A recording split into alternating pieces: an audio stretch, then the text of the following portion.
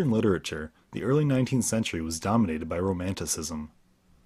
Romanticism was a trend in poetry and literature that championed human emotions and the examination of the human heart to try to best understand life's truths.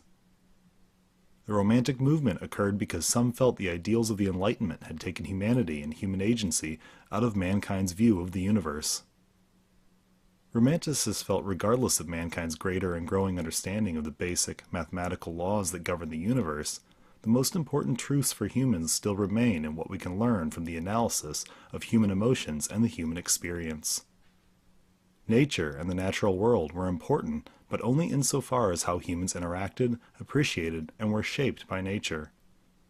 As one might suspect, poetry was an important part of the Romanticist movement, and poets like Lord Byron and William Wordsworth became exceedingly popular in the early 19th century. In the second half of the 19th century, literature went in several different directions. Some writers chose to continue writing upon romantic themes, while others reacted against it. Indeed, many of these later writers chose to write on themes more central to the plight of the everyday person.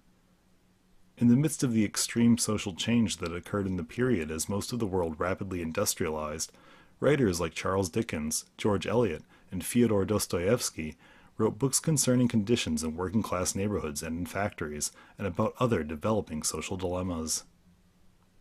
These writers are generally classified as realists, though exactly who is a romanticist and where Romanticism ends and realism begins are still topics of significant debate. For example, some scholars consider Dostoevsky a realist, while others consider him a romanticist or post-romanticist.